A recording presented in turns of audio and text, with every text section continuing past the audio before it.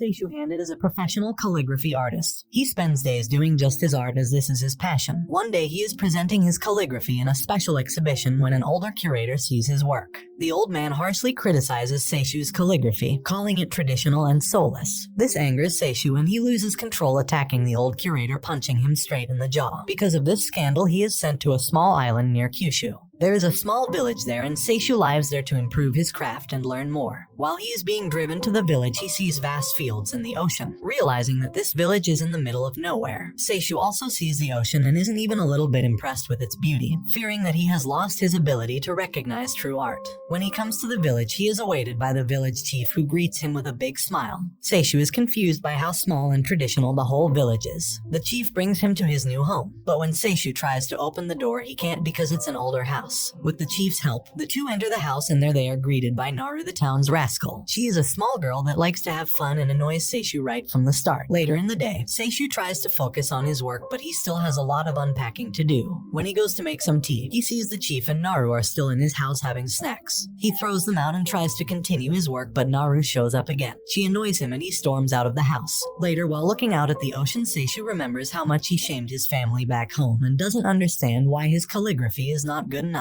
Then Naru shows up and apologizes, showing that she also tried calligraphy. The two connect more and even have some fun in the ocean. Later on, the villagers come all around to help Handa unpack. He starts to realize the reason his father sent him to this small village. Seishu has been in the village for over a week and has not stopped working. He desperately wants to improve his art, but he just isn't satisfied with any of his projects. Meanwhile, the chief's son Hiroshi is awakened by his dad and his mom. They want him to bring some of his mom's cooking to Seishu as he has been working non-stop. Hiroshi is a lazy student and he does most things with zero enthusiasm. However, his parents order him to deliver the food. Seishu is visited by Naru and her friends from middle school, called Tamako and Miwa. Miwa and Naru reveal that Tamako wants to draw manga, which surprises Seishu. They all begin making fun of Seishu and tell him that his home was their hideout until he moved in. Seishu shows them a restaurant sign he has been working on, and the girls give him advice on how to improve it. Later in the day, Hiroshi comes to his house and knocks to bring him the food. Suddenly, the doors open and Seishu falls out of the apartment totally tired from work. Naru then shows Hiroshi all the work that Seishu has been doing, and Hiroshi is shocked by the amount of detail and hard work. He remembers how he himself is lazy, but Seishu inspires him to try harder. The following day, Naru once again visits Seishu only to find that he has collapsed. They take him to the hospital as he needs time to recover from exhaustion. There, all the villagers visit him, which makes him feel like he is starting to be part of this community. Later, an older patient comes to talk to him. When Seishu is released from the hospital, he is told that he was the only patient they have had in a long time. This makes everyone in the village theorize that Seishu might have spoken to a ghost. Naru goes around town asking people to see if she reads a milk cartoon correctly. She is very serious about learning. Meanwhile, Seishu calls back home to Tokyo to inform his agent that he has sent over some art. He is also out of black ink, so he makes his way down to the village store. There, he meets a kind old lady who owns the store. When he finally finds the ink, Tamako shows up also needing the ink. Seishu lets her buy it and decides to just use charcoal himself. While the two walk together, she tells him that she has been writing manga and wants to submit it to a magazine. Tamako gives him her manga samples and Seishu is shocked to find out that her manga drawings are extremely violent. The next day, Seishu gets a call revealing that he came second place in a calligraphy contest, and also finds out that he was placed behind a younger artist. This leads Seishu into a deep depression as he feels that his art is not improving. To cheer him up, Naru decides to take him to a mochi catching event in the village. Seishu agrees, but he isn't able to catch any. An older woman then explains that it's important to wait and seize the opportunities that are right in front of him instead of fighting for other chances. While he continues to work on his art, Seishu always thinks about the words of that old woman. He has to stop looking up and focus on the present and what is in front of him.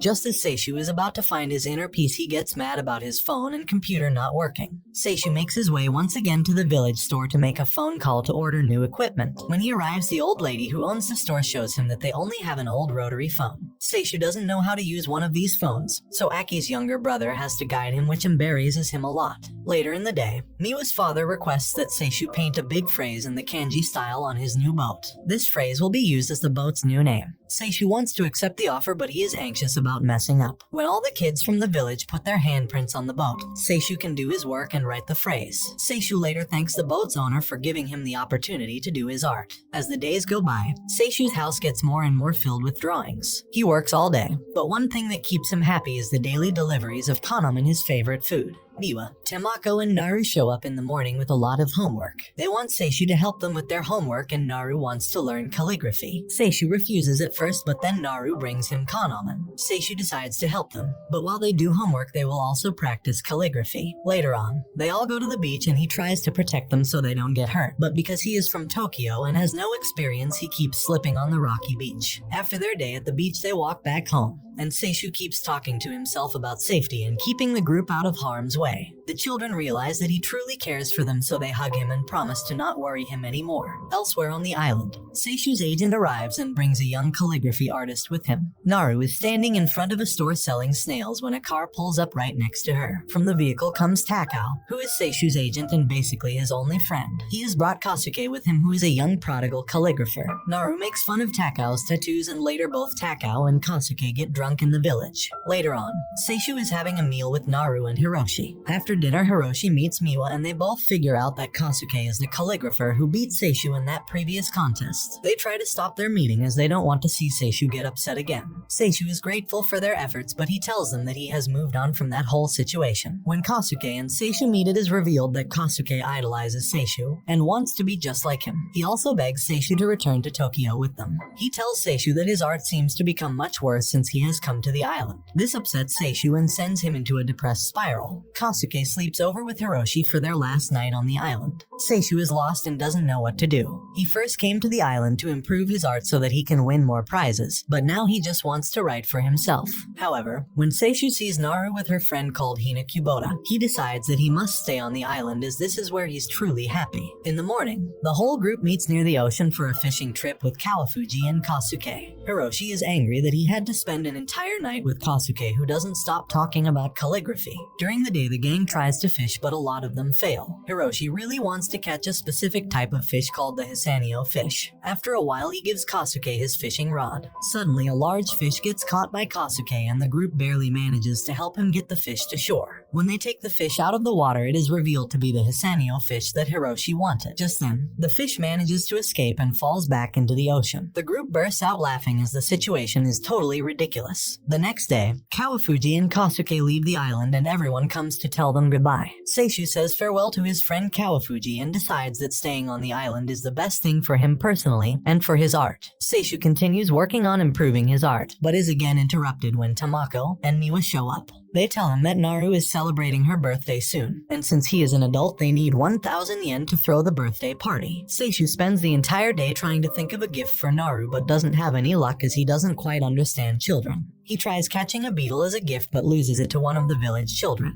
When he returns home, he sees that his entire house has been decorated with posters and there is a cake and all of Naru's friends. When Naru arrives, she sees that a birthday party is waiting for her. They also gift her with a "I will do anything" gift card that is from Seishu. The following day, Naru takes Seishu to visit the graveyard and pay respects to her late grandmother. At first, Seishu feels awkward for going to a graveyard but eventually accepts. When they reach the graveyard, he realizes that today is the Bon Festival and a lot of the villagers come here to pay their respects. Seishu realizes that while Naru is always cheerful and smiling, she is also quite lonely. He then decides that whenever he has the time, he will be there to take care of her so that she doesn't get lonely. Seishu has to write something for a special calligraphy contest, which is revealed to be the Naruka Institute contest. He has no new ideas and is stuck on what to draw. He decides to take a fresh bath and relax for a bit. He tries to fill the bath with hot water, but then he realizes that the bath boiler is not working. Seishu then tries to prepare a hot bath with fire, but then Tamako and Miwa mess around with it, making him angry. Later, Hiroshi and Seishu find that kids from another village are harassing Naru and her friends. They decide to get involved and it turns into a real mess with everyone yelling at each other. Later, the kids invite Seishu to play a Tarzan game with them in the woods and he accepts. While playing with the kids, Seishu goes his own way onto a small mountain. There he sees a beautiful sunset and suddenly he feels inspired to draw.